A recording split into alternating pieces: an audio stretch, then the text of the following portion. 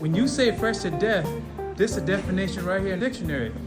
Woo! Welcome to another episode. We got a special guest in the house, a former Brave, a North Carolinian, one of our guys. We got Captain Terrence T.Z. Zaleski on the show. Again, another person that had to come all the way down to Florida to interview, but hey, either way, we're getting the job done. We're still down here in Jacksonville, Florida.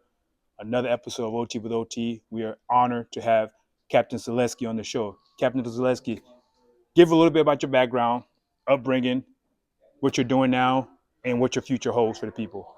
Yeah, so I'm originally from Jacksonville, North Carolina. Started off at White Oak, ended up graduating from Havelock High School, state champion. Wrestled at UNC Greensboro for 1 year.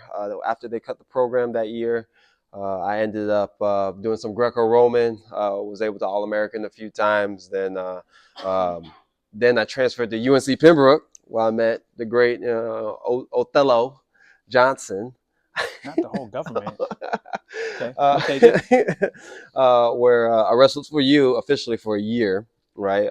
Posted a 39-5 record, qualified for NCAA's, suffered that injury. Then I actually was afforded the opportunity to join the Marine Corps, where I then had the opportunity to wrestle for the All-Marine wrestling team. From there on the wrestling team, I All-American a few more times on the Greco-Roman circuit, senior circuit.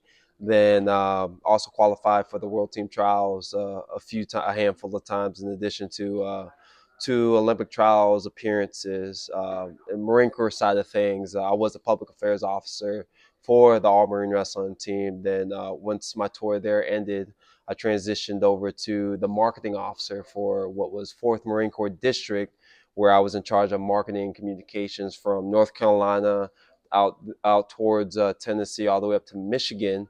My current role in the Marine Corps is the Eastern Recruiting Region marketing officer, which I'm now have oversight of all marketing initiatives from the east of the Mississippi in the U.S. So that's where I am today. Future, plan on transitioning out next year. I've been in for 8.5 years. Then just take that next step, one thing at a time. Right now, I'm just focused that in and out moment of being a Marine. Okay, so you unloaded a lot for us there. How would you say, so you're in marketing, obviously you got your degree in graphic design? Yeah, at so UNCP? yeah, art with a little focus in graphic design, Yeah, correct. and if you guys ever come to my office, you'll see Coach's big old senior project that's in my office. Brilliant. So he definitely uses a degree. How was that process for you in college help you get ready for the Marine? So I would say the process in college, now when you say in college, you're talking about Just the like whole experience? the whole college experience. One, I guess getting some of those immaturity things out, seeing experiences, like going through things without Okay, like so big ramifications, so to right. speak. So first and foremost, one of the qualifications to being a Marine Corps officer is, having a college degree. And before I didn't really understand it, but after, being in for so many years, like the reason why is, it shows that you're able to start and complete something. And as we, go through college and trying to figure out who we are, we start applying these critical thinking skills that we don't even know we're applying, that we probably would never been exposed to if we just, didn't pursue anything, else after high school. So that alone, that college experience of the trials and tribulations of, losses and wins and in the wrestling room versus, trying to figure out what my major is in the classroom, and also how to balance that student athlete life from 50 hours in the in the art studio to extra time on the wrestling mat because I couldn't make all the practices, so I had to get my time made up somewhere else, to even being the team captain and taking responsibility of other athletes, other wrestlers, to help them get to where they need to be. That whole experience alone prepared me to what would then the Marine Corps would shape me and refine me to be the man I am today. Mm-hmm. That's awesome. What would you give the current Braves if you could go back now to help them prepare and to help them? I think you said some things early in the panel downstairs about being a teammate, but to also take care of yourself first, because that's the best way you can take care of the team. Can you elaborate on that a little bit? Yeah. So, and this took me a while to figure out too, because we're so focused in college. When even when you're a part of the team, you still have your individual goals, and you're so focused on those goals. And if you're hyper focused on those goals, you kind of just separate yourself from everybody. But as being a part of your program, that is it's never about me. It's about us, right? How can we contribute to this program, to this organization? Because at the end of the day, we represent each other. So when we talk about that team effort and holding each other accountable, and making sure we can rely on each other for when we need each other. For example, with me, when I was wrestling at Pembroke, it was reaching out to at the time my teammates Mikey, Juan, and even Rashad, to, hey man, I need the extra drill time. Can you help me out? Right? I was like, yeah man, I got you. Yeah. I could rely on them, right? And that alone built a bond between us, which was leaked out amongst the rest of the team, right? So when people were relying on me, they knew they could rely on me to take care of them because they took care of me. Mm-hmm. So it's a give and take relationship, so to speak. Yeah. Does that answer your question? It does. Obviously, I'll be remiss if I don't plug it, because I think it's part of who you become, part of who you continue to become as a Marine, obviously as a former Brave. What is some advice you would give the current students, regardless of being athletes or not, to help them grow? And what are some things, I don't want to say regrets, but what are some lessons you learned that if you could go back and apply those lessons to your young self? So I reflect on it a lot. I remember that last season, when I was at UNC Pembroke. The biggest thing I kept telling myself was, I'm going to give it my all. Every day I'm going to show up. Every day I'm going to give it my 100%. I need to give it my 100% because I don't want to look back and say I could have, should have, would have. Mm-hmm. And I remember after the national tournament, me and you had the intimate moment where it was hard for me to grasp of why the outcome wasn't the way we wanted it to be. Mm-hmm. But as we know, in life, in wrestling, nothing is ever guaranteed. Right. But through that journey, I was able to, one, come to peace with the outcome, and two, grow as a person. Mm-hmm. And when I look back on it now, it's like, you know what? I really tried. I really did everything I could do. I was a good teammate. I tried to be the best leader to my capabilities. I held myself accountable. I did the best work I could possibly do in the classroom, and this is the result I got, right? So whether I was at my highest high or lowest low, I still was consistent and disciplined on doing the right things day in and day out. And that transition over to the Marine Corps, same concept, right? Only thing is, it's a little bit more amplified to the level of responsibility I have, but that fundamental concept still applies. Right. I got to take care of myself, give myself the 100% I deserve in order to take care of other people, right? So as long as I give you the best version of myself day in and day out, because in the Marine Corps I can't choose who I lead. All I can control is how much effort I give you. So if I give you that 100% effort day in and day out, I've done my job. If I could give you the resources to succeed, I've done my job.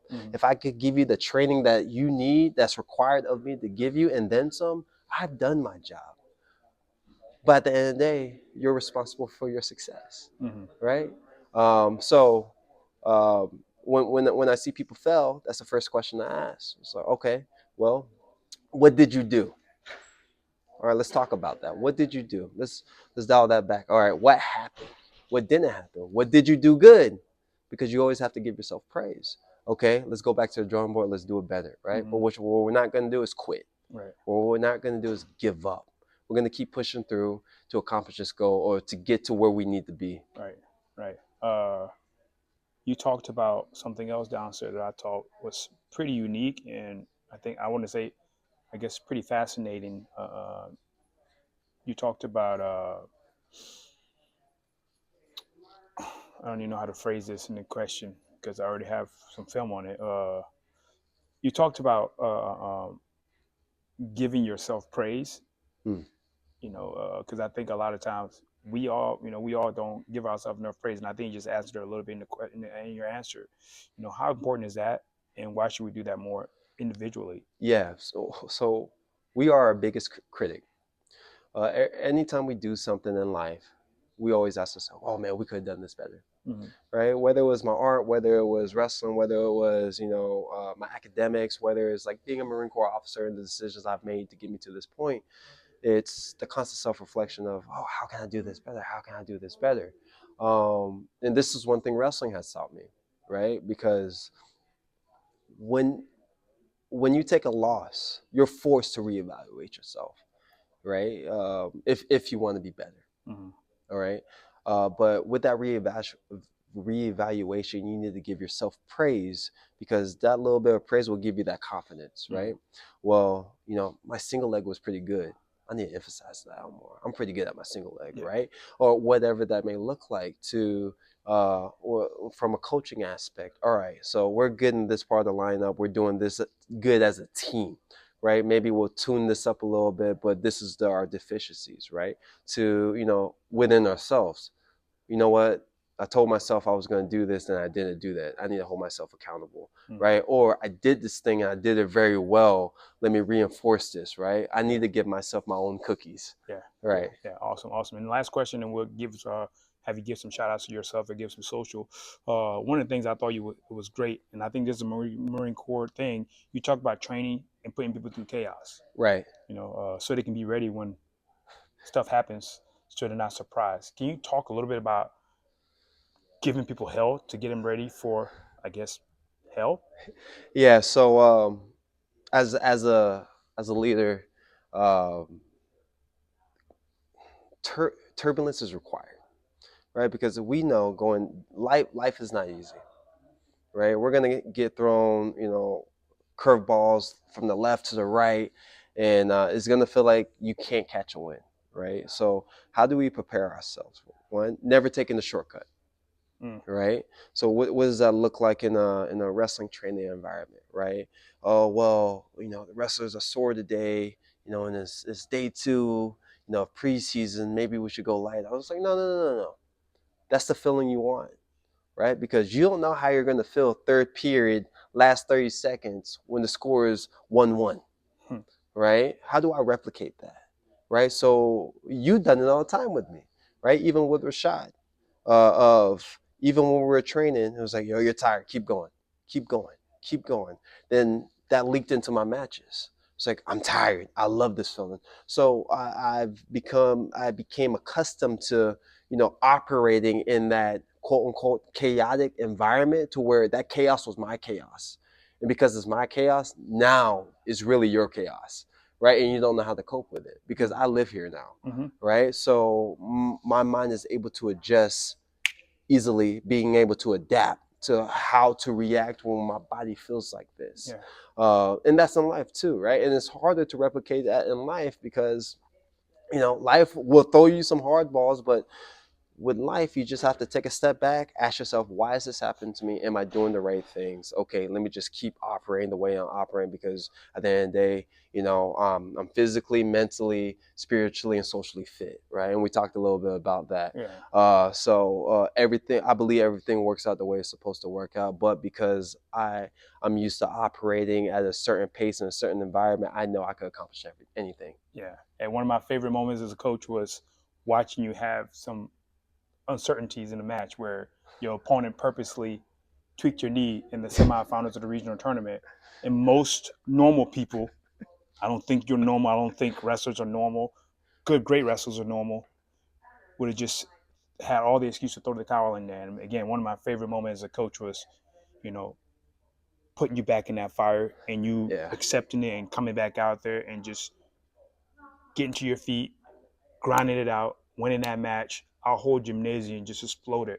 And again, that's one of my favorite moments as a coach to be able to watch you persevere when the moments, the scenario wasn't perfect. Yeah. You still find a way to just, use that adversity to win. Right, and I mean, you dial that back too. Coach it's the training you put us through, right? Mm-hmm. I mean, obviously, I'm responsible for the success, but you had influence on that, right?